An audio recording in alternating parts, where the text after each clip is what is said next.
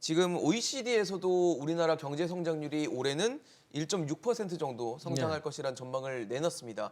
기존의 전망치가 1.8이었으니까 더 낮춘 건데 또 세계 경제 성장률을 높였더라고요. 이러다 보니까 뭔가 이유가 있을 것 같다는 생각이 드는데 어떻게 보십니까?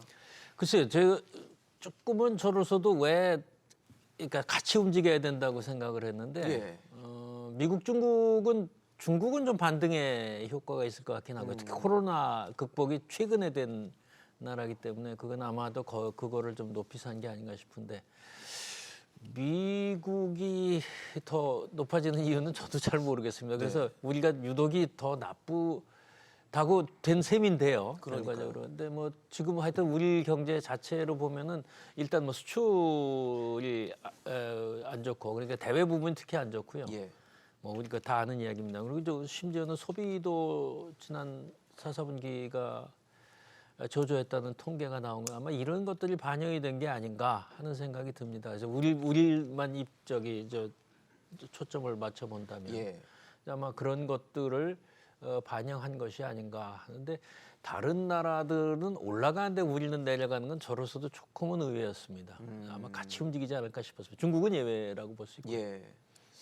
근데 사실 저희가 앞서서도 그래프 전망치를 보여드렸는데 전망치가 계속 전망을 발표할 때마다 낮아지더라고요. 예, 그래서 지금 화면에도 저희가 보여드리는 것처럼 지난해 6월만 해도 우리나라 성장률이 한 2.5% 정도 그래도 잠재 성장률을 좀 웃돌 거라고 생각을 했는데 지금은 벌써 거의 한 1%포인트 정도 그런 깎인 상황이란 말이에요. 결과적으로 그런 셈이 됐습니다. 그러다 보면 이게 대한 우려를 안 할 수가 좀 없을 것 같은데 그렇죠. 어떻게 보십니까 이 부분은? 예, 좀 걱정은 해야 되죠. 예. 그러니까 1.6%라고 그러면은 보통 이제 우리가 뭐 3% 같은 좋은 그 숫자를 원하긴 하지만 지금 뭐 그럴 땐 물론 아니고요. 예.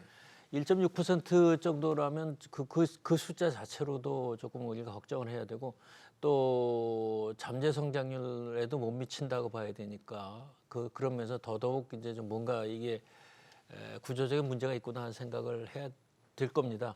물론 지금 아까도 말씀하셨지만 지금 당장은 대외부 부분이 제일 큰 요인이었던 것 같고 그다음에 이제 소비 문제가 그거 저로서도 조금 더 이제 우려스러운 것은 이제쯤이면 코로나에서 벗어나기 때문에 코로나 사태에서 벗어나기 때문에 반등의 그 모멘텀이 있으리라고 봤는데 네. 소비가 오히려 증가하지 않았다. 이것은 저 같은 사람이 예상했던 것보다도 오히려 좀 더 안 좋은 부분인데 아마 글쎄 올해는 조금 나아지지 않을까 하는 생각은 조심스럽게 해봅니다. 근데 예. 이제 그 대외 부분은 그렇게 단기간 내에 좋아질 것 같지 않기 때문에 그 부분은 확실히 발목을 잡는 부분이 아닐까 이렇게 생각이 됩니다. 말씀 지금 저희 토크쇼 나오셔서 말씀해 주신 부분 중에 대외 부분 특히 예. 수출에 대한 얘기를 수출이 계속 제일 좀 그렇고. 해주셨는데 수출이 많이 좀 안 좋습니다. 지난해도 무역 적자가 역대 최대 규모였는데 예. 예. 지금 올해 1분기도 아직 안 지났거든요. 근데 지난해 무역 적자의 거의 절반 수준까지 지금 적자를 보이고 있어서 우리나라 하면 사실 수출이었잖아요. 근데 그 수출이 막혀버리니까 굉장히 어려울 것이다 이런 전망도 나오거든요. 어떻게 보십니까?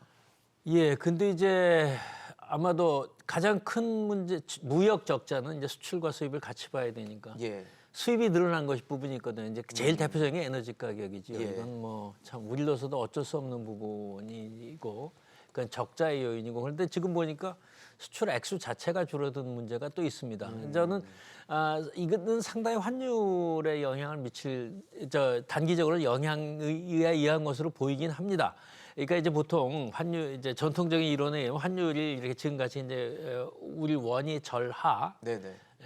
특히 이제 대표적인 그 상대 통화인 이 달러가 이제 상대적으로 강세를 되는 보이면. 거면은 우리가 수출에 이제 좋은 거죠. 길게 보면 왜냐면 가격 경쟁력 가격 경쟁이 생긴다고 생기니까. 얘기하잖아요. 근데 반면에 단기적으로는 우리가 같은 물품을 같은 양을 수출을 한다 해도 이제 가격이 대외 부분에 떨어진 셈이 된 거 그렇죠. 아닙니까? 이게 총량으로 보면은 단기적으로는 오히려 이제 그 원화의 절하가 수출 액수를 그 볼륨을 달러 표시로 줄이는 문제가 있습니다. 아무 변화가 없어도 아마 네네. 그것도 영향을 미치지 않았는가 싶은데 수출 경쟁력을 다시 회복해야 될 부분이 몇 군데 있습니다. 물론 반도체 같은 것이 이제 제일 대표적인 것일 텐데 반도체 경기라는 게 사이클이 있어서 지금이 안 좋은 때지요. 네네. 이제 다시 좋아진다면 좀 회복이 되겠지만 반도체 같은 것은